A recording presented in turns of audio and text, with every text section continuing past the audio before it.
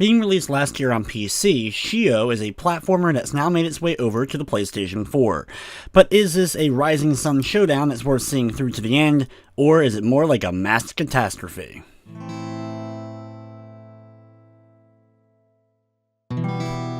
In Shio, you take the role of a masked character that no one really seems to know quite his history, and he doesn't seem to know either. As you progress through the game, you go through dreamlike sequences that work as the game's levels and boss encounters, which are basically just really challenging levels for you to complete, and this is how you end up progressing through the game, slowly piecing together your memories and what ended up happening to you. On its surface, Shio is a pretty standard platformer. It has a few interesting gimmicks to keep things a bit fresh, but for the most part you're running, jumping, and watching out for obstacles. If you're a fan of platformers in general, a lot of this game is going to be quite enjoyable. It's definitely one of those platformers that borders the difficulty line, similar to the likes of Super Hyperactive Ninja that I recently reviewed, where it's kind of that Super Meat Boy-esque toughness, but not quite as enjoyable of a game, nor quite as difficult as that as far as challenge is concerned.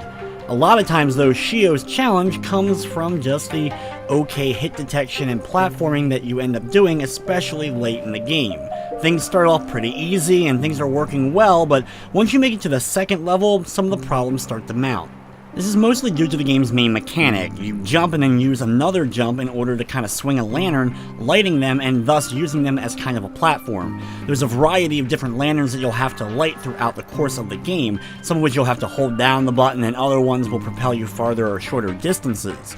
The consistency though of whether or not it actually let me hit the lanterns seemed to be different depending upon what type of lantern I was hitting. The only guarantee was if the lantern was directly in the center of my body, I definitely would end up landing, but if it was just off a little bit, sometimes it wouldn't go, but then again on other lanterns, it would go. There was also a handful of technical issues that ended up getting in the way, little hiccups here and there that would just stun the game for a second or so, but pausing it for just that moment in intense gameplay would end up causing me to end up missing a jump and having to go back to the previous checkpoint. Thankfully though, there are a ton of checkpoints, so you're never sent back that far. That's not to say that the game is horrible by any means. There's a lot of moments throughout Shio that were a lot of fun. When you can get kind of a nice flow going with your platforming, just barely escaping hazards, it's quite satisfying. One of my favorite parts about the game is at any point you can kind of bring up this map to see the level that you've explored thus far. Anytime you end up dying, get sent back to a previous checkpoint, anything that you've already seen is then on the map, so you can kind of study it a little bit to see where the hazards were and where you should actually be trying to make some of your attempts. The game has a nice little story that's told throughout to give you little pieces of the history of the masked character and where he came from.